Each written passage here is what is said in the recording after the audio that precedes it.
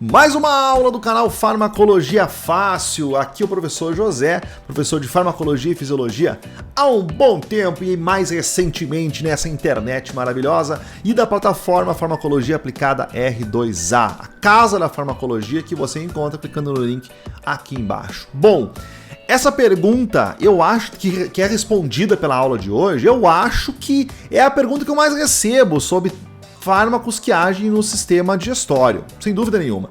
Todos conhecem os inibidores da bomba de prótons, se vocês não conhecem, vão conhecer nessa aula, mas poucos sabem a diferença entre as drogas, os fármacos presentes nessa classe. Então eu resolvi fazer uma tabela, comparando todas elas, fazer um resumo para você da diferença de todos os inibidores da bomba de prótons e também explicar o mecanismo dessa classe farmacológica tão importante. Então vem comigo nessa. Já se inscreva, ativa as notificações e bora para a aula.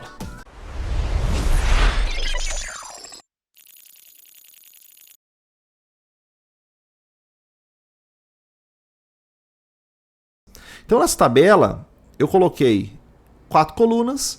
Na primeira coluna tem qual fármaco que está sendo falado, aqui por exemplo o omeprazol. Logo em seguida o esomeprazol, que é o isômero do omeprazol, e aqui uma menção sobre o magnésio. O magnésio, que está sempre junto com alguns inibidores, ele auxilia na proteção do corpo. Como eu disse, que os inibidores da bomba de prótons diminuem a absorção de magnésio, de sais de magnésio, a presença de magnésio na estrutura do fármaco, isomeprazol magnésico, por exemplo, ele diminui o risco de hipomagnesemia. Então auxilia o corpo na quantidade de magnésio presente no trato gastrointestinal. E apresenta então uma pequena ação local, além de aumentar o tempo de meia-vida e diminuição da velocidade de absorção do fármaco. Então sempre que há a presença do magnésio, eu tenho uma velocidade diminuída de absorção, o que vai estender mais a chegada do medicamento, do fármaco, no sangue. Então, 3 motivos para o magnésio estar presente nos inibidores da bomba de prótons. Primeiro, auxilia na hipomagnesemia, que o próprio inibidor pode causar. Tem um efeito local também, inibidor de cargas ácidas do estômago, e diminui a velocidade de absorção, influencia no tempo de absorção dos fármacos. Então aqui nós temos o esomeprazol e o omeprazol. Também nós temos o pantoprazol e o pantoprazol magnésico. Então nós temos a presença do pantoprazol sódico, que não tem essa propriedade toda no magnésio, e o pantoprazol magnésico, que é pelo mesmo motivo que existe o magnésio lá no esomeprazol. E por fim nós temos o lansoprazol e o dexlansoprazol, que é o enantiômero do lansoprazol. E o último fármaco da classe, descoberto, claro que foi desenvolvido antes do dexlansoprazol, mas mais utilizado atualmente, é o rabeprazol.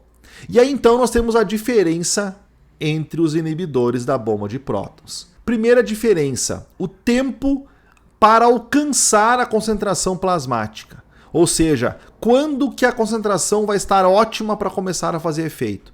O omeprazol é de meia hora até 4 horas. Ele pode sofrer várias interferências na fase de absorção e que façam que esse tempo necessário para chegar na estrutura, na concentração máxima, seja muito variável.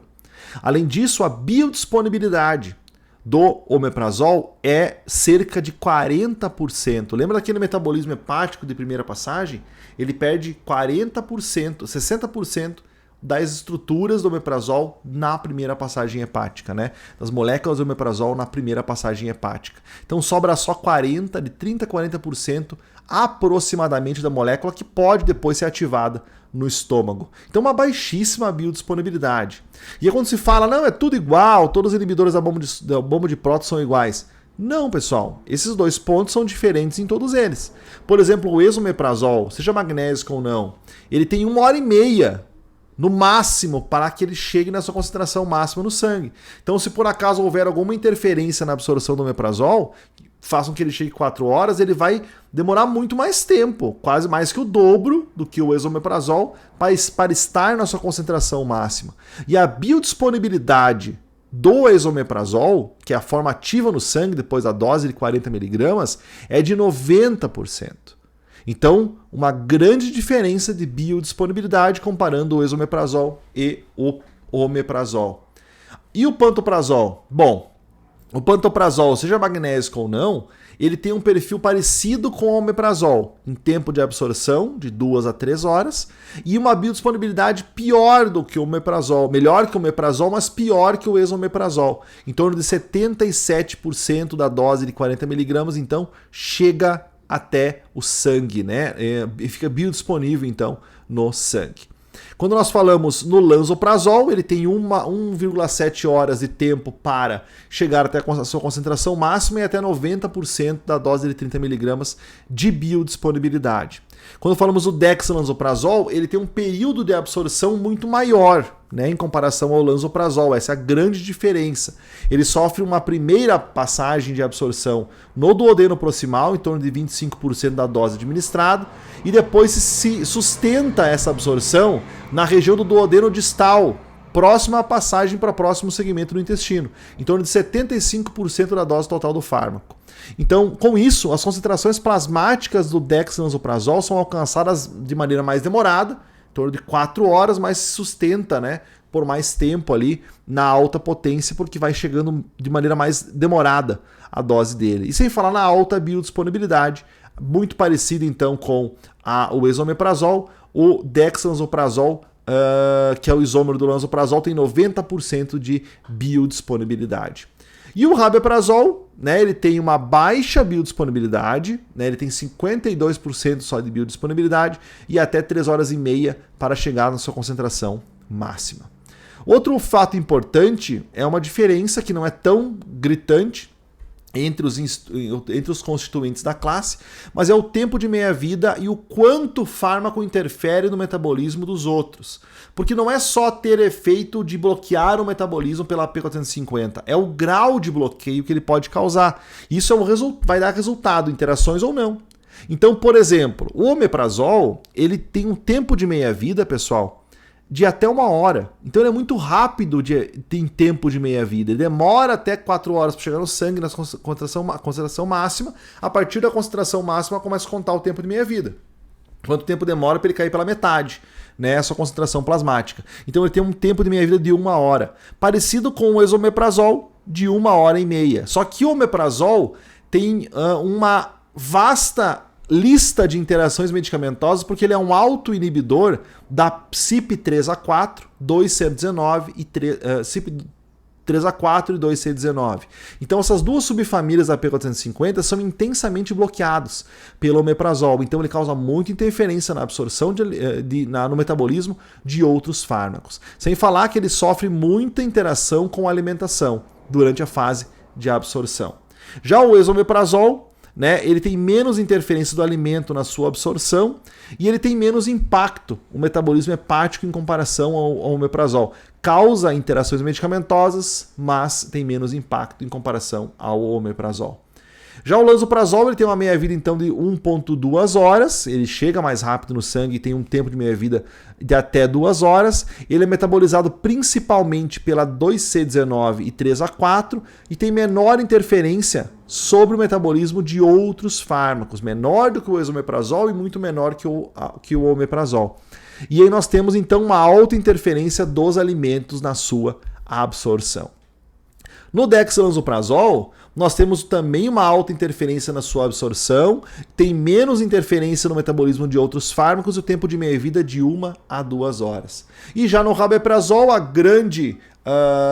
grande fator é que o metabolismo é pela sulfenamida, né, no próprio estômago, o que diminui o metabolismo mediado pela CYP3A4 e 2C19. Então ele é menor metabolizado e é o que menos apresenta interação medicamentosa. O perfil cinético de tempo de meia-vida é muito parecido com a do omeprazol, né?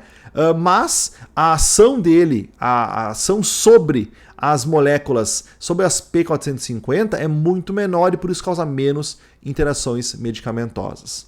E aí quando nós falamos em tipos de indicação, podemos ter como padrão hiperprodução de ácido no estômago úlceras gástricas duodenais, que normalmente é causada pela infecção por H. pylori, refluxo gastroesofágico, úlceras associadas a infecções causadas, né, então, pela H. pylori, doença de Zollinger-Ellison, que é um tumor hiperprodutor de gastrina, dispepsia, condição que causa acidez, azia, roto e indigestão, usado então também em sangramentos gastrointestinais superiores em pacientes que são seriamente doentes. Então essas são as indicações principais da maioria dos inibidores da bomba de prótons. Show, pessoal? E no fim aqui dessa tabela, depois vocês podem checar, eu busquei os principais resultados do uso a longo prazo dos inibidores da bomba de prótons. Então, nós temos aqui principalmente, né, a absorção da vitamina B12, alteração do ciclo do pepsinogênio, que eu já citei para vocês, redução dos níveis de magnésio no fluxo sanguíneo, que pode provocar então a ocorrência de espasmos nas pernas, arritmias cardíacas, convulsões e mudanças do entusiasmo e aumento da fadigabilidade do organismo e, claro, né, a diminuição do ferro, que pode causar eventos anêmicos. Então aqui você pode ler com mais calma depois e verificar quais são os principais resultados do uso contínuo e a longo prazo dos inibidores da bomba de prótons. Muito bem, pessoal, eu acho que agora, depois dessa aula, você já entendeu a diferença dessa classe tão importante, as características, tanto do mecanismo de ação quanto dos efeitos adversos da classe dos inibidores da bomba de prótons. E se você tiver mais alguma dúvida, você acha que eu vou te abandonar nessa internet? Coloca aqui nos comentários que com certeza a minha equipe ou eu vou ler e responder para você. Se quer elogiar, elogia também, que eu adoro um elogiozinho. Se quer criticar, também critique, porque cada crítica é um crescimento aqui nessa internet. Já se inscreve, ative as notificações e prepare-se que a aula toda semana e eu quero te ver na próxima aula, quinta que vem. Um abraço, até lá!